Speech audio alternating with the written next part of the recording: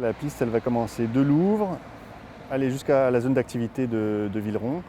Et ensuite, on la prolongera jusqu'au lycée de Saint-Vits. Anthony Arciero et Isabelle Ruzin constatent fièrement l'avancée de la piste cyclable entre Louvre et Villeron.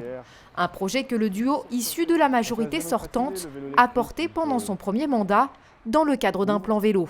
Et c'est justement avec leur bilan que le conseiller municipal d'opposition à Survilliers de 34 ans et la maire sans étiquette d'Épied-les-Louvres depuis 26 ans comptent défendre leur siège.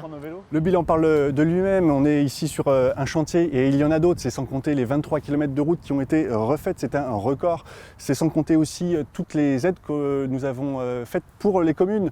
Je pense au parc de l'Aune à Goussainville, le centre Michel Colucci pour la nouvelle PMI, la réfection du théâtre Sarah Bernard. La réalité, c'est qu'on ne s'est jamais autant occupé de ce canton que pendant ces 6 dernières années.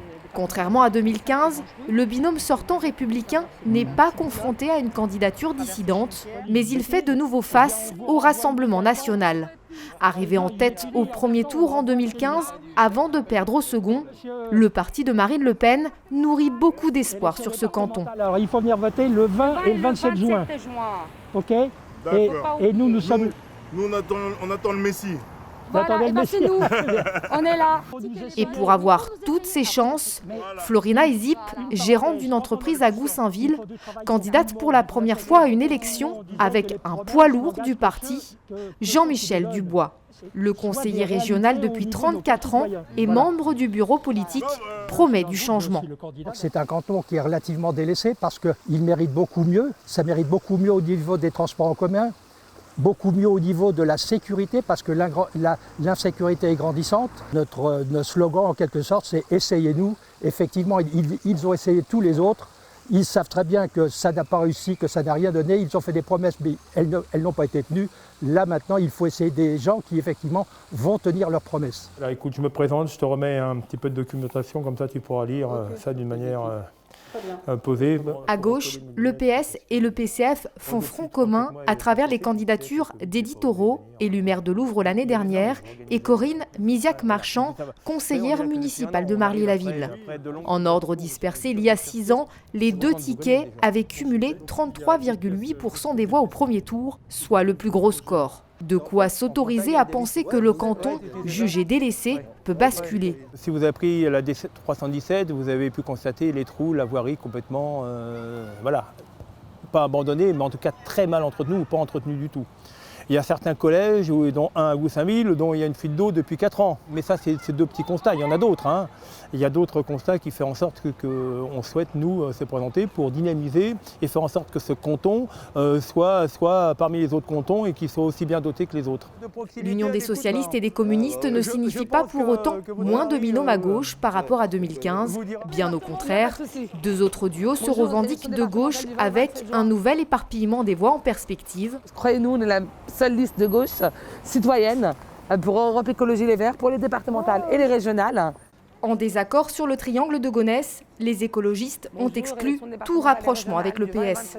Ils misent donc sur le tandem Abdelkrim Bourakba, au parti depuis 20 ans, et Leïla Tfili, ancienne socialiste, qui se lance pour la première fois au départemental. Objectif : faire entrer des écologistes au département pour faire barrage à l'implantation d'une extension de Rungis. C'est l'opportunité de mettre des élus écologistes au département, ça serait une première. Et puis voilà, on met en avant les problématiques de l'écologie sur le département, ce qui est quasi inexistante à l'heure actuelle. Plus il y aura d'élus écologistes, plus on s'opposera à l'urbanisation du triangle de Gonesse, qui est une hérésie. On sacrifierait des terres agricoles pour implanter justement un Rungis bis. Non, c'est une hérésie, je pense. Face à eux, un troisième tandem à gauche que le duo écologiste connaît bien. D'un côté, l'insoumise Véronique Danet, associée à Europe Écologie Les Verts au premier tour des municipales à Goussainville. De l'autre, un concurrent de 2020, Issa Bagayoko, cofondateur du collectif de jeunes Génération Engagée. Adversaires hier, les 2 conseillers municipaux d'opposition siègent désormais dans le même groupe et font course ensemble pour ces départementales. C'est grâce aux élections départementales qu'on peut dire non.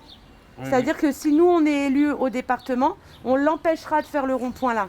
D'accord. Sur leur tract, pas de logo ELV donc, ni de la France insoumise, qui leur a refusé son soutien.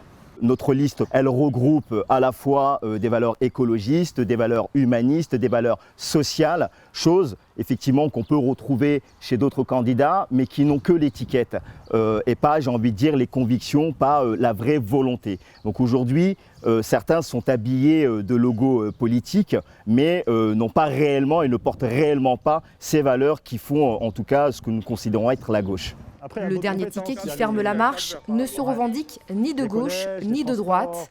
Il est formé par Patricia Andriana Solo, 47 ans, maire adjointe à Weimar, et Ali Boazizi, 35 ans, adjoint à Goussainville. Ouais, écoute, ça va. Hein. T'es prêt? Ouais, je suis prêt. Ouais. Je suis prêt, Ça je suis avec fait plaisir, Patricia. Ouais, bien sûr. Ouais, c'est vrai. Bah ouais, j'espère aussi. Présent sur la liste d'Abdelaziz Hamida, qui s'est emparé de Goussainville l'année dernière, Ali Boazizi espère profiter de cette dynamique. Pour les municipales, nous avons réussi à fédérer et à rassembler les gens de divers horizons, que ce soit politique ou de catégories socio-professionnelles. L'idée, c'était de pouvoir proposer aux habitants de Goussainville une nouvelle dynamique, un renouveau, et de leur dire finalement qu'aujourd'hui, nous sommes là pour les défendre, indépendamment de nos étiquettes ou de nos idéologies. Partir sur ces cantonales, ça a été le même principe. L'idée, c'était d'avoir quelqu'un qui soit à la fois d'un territoire plus urbain et quelqu'un qui soit d'un territoire un peu plus rural. En 2015, l'abstention s'était élevée à 65%, soit près de 5 points de plus que la moyenne départementale.